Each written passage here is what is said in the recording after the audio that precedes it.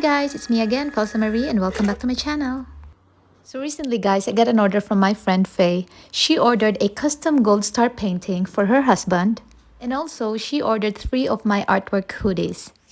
So to my friend Faye, thank you so much for always supporting my small business. You're a star.